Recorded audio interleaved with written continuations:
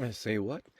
Yeah, today is who is this Martin Pariseau? I just posted something where it's Jordan B. Peterson talking to his daughter in an interview, and I posted on my Facebook saying I'm not a fan of the Petersons, but and I had stopped at around 5 minutes or so when I posted it, but after that the topic gets into like marriage, for example, and he states maybe there's two very fundamental things that are important in marriage, maybe based on included in the definition of marriage, and there's trust, like for example in the concept of communication when somebody says something or an agreement is made, and then there's sexuality, limited to that couple. And it made me think of my ex a lot because I had like four relationships of 4 years. The first one was 9 to 13 years old, and there was trust broken. And the fourth one of 4 years with a Filipina is like I knew what happened with her ex before me. Is the ex got married when he was dating her, you know, somewhere else, and that's not a good sign, and but also that people don't realize, that I was becoming less and less interested having sex with her, and it wasn't because I didn't want to, or I didn't find her attractive, or I wasn't horny. It was because the trust and also the immaturity, and also like make up your mind, like if we get married and you say this is what you agree to and what you want and who you're going to be and what you're going to focus on, and yet it changes all the time. She might have told people, he's having less relations with me. Well, it's not because I don't want to, it's because you turned me off with the immaturity is what it was. So it's pretty sad that even though in the couples counseling I would share this, what's easier for her to keep believing and to share with friends, is things that she believes I did wrong, when it's an outcome of her choices and behaviors. And it's sad that it's so easy for people that even have known me for decades or much longer than they have her to believe that. So when she told me at one point what she was thinking during our marriage ceremony, which made the marriage invalid, because she was already thinking of how to manipulate herself and me out of the agreement, one of the big concepts of our agreement to get married, which was that I would not reverse a vasectomy to have a child with her, because I think she agrees she's like the least motherly in a nurturing way Filipina that I ever met. And the other ones I met, they seem to, even though they're good with the nurturing part, they seem to enslave their kids by making, in some very like emotionally abusive ways, the master of their kids' lives, making choices for them, no freedom of choice, no individuality allowed for their kids. And because of the way she was brought up, pretty much by children, this ex, her parents were children, really, who lost their dads and who had to be, who lost their parents or had to be the older sibling to raise kids and then have 7 kids, and I think 7. And she was the older dominant one, but she was also dominant in her personality type, like dictatorship, like. So that was her ways. She had a lot of counseling to do, and I knew a lot of it would have to be individual counseling. So a lot of the couples counselors we had, wanted to spend time with her alone. One of the counselors we had was triggered by me because she believed I was like her ex, and therefore wasn't objective in her duties. But still, I would have wanted her to work with my ex alone. But still, like a counselor that is triggered and affects their strategy is not very healthy. But for me, the last 3 of these relationships that were 4 years is I wanted couples counseling. And this fourth relationship, I said it, on the first date or after the first date, I said, for us to keep dating, there needs to be couples counseling.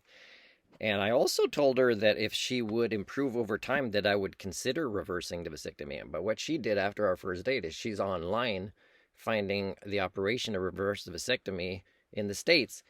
And, and if she gets one-on-one counseling, let's say from a woman, she would get discussions about how powerful the biological clock is or peer pressure is.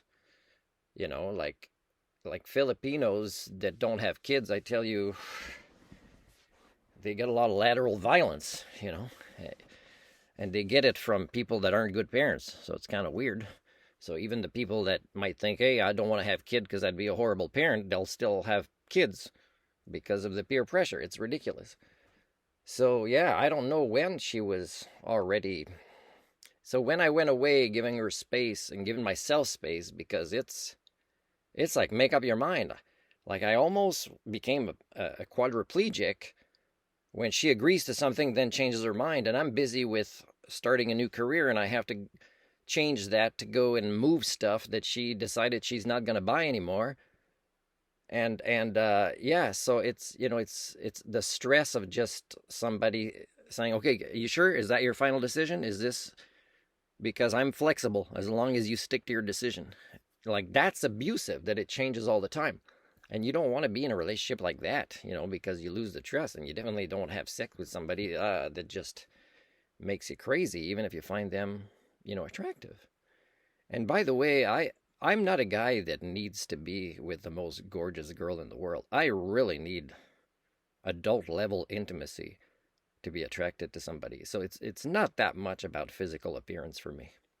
It's really about trust, communication, agreements, self-disclosure, honesty. Like real intimacy for me is you don't have to repeat yourself a lot. You feel heard. You somebody's giving you what may or may not be hard for them to tell you at that time, but it's things you can count on, and it's consistent. And I definitely did not have that with her. So I'm pretty sure that most. And I said, if we ever break up, I said, if you do this thing, which she knows would be a horrible thing to do, but she still did it. And she didn't try to date me to have citizenship or things like that, like people thought, but she did feel quite comfortable bankrupting me and stealing things from me in an agreement where I gave her so much, but the thing that I sold at an incredible discount, she still ended up not paying. So for me, when I wrote an annulment letter, it was to say we're not legally married. I didn't get too much into the self-disclosure she provided to tell me that, yeah, during the ceremony, she's having thoughts of how she'll break the agreement that this ceremony is based on. Yeah, it's pretty much not a legal contract.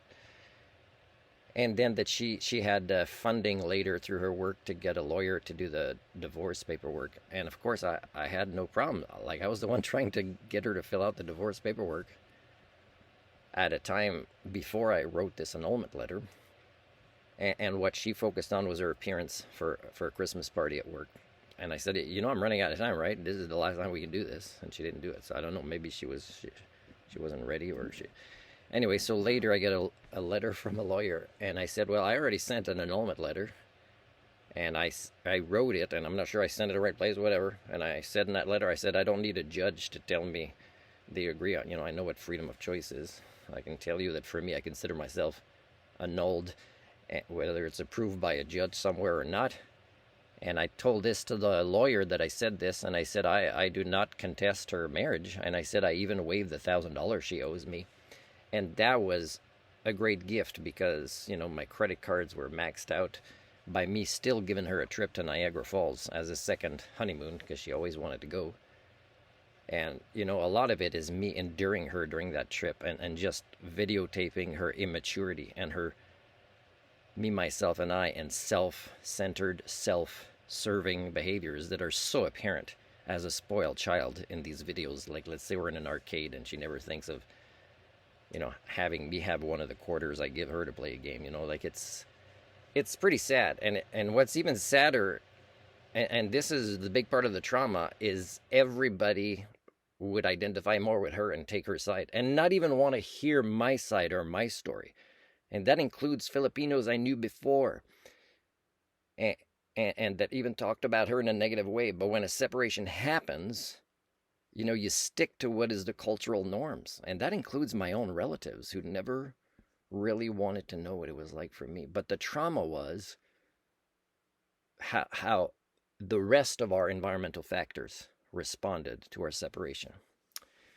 No care and concern for me, no sympathy or compassion, no attempts to understand what really happened, just simply believing anybody that would reach them, her, with a toxic explanation first. And of course, some people just assume everything about me all the time, so they don't even need any kind of answer from my side or the other side. They just assume things all the time. So there's been more and more of these things in my life that make it that, yeah, no, no, I'm letting go of this friendship. I'm letting go of this so-called family relationship. I'm letting go of this so-called community that thinks they want to appreciate me still longer, except they want to use me in the way they want to use me. Not going to happen.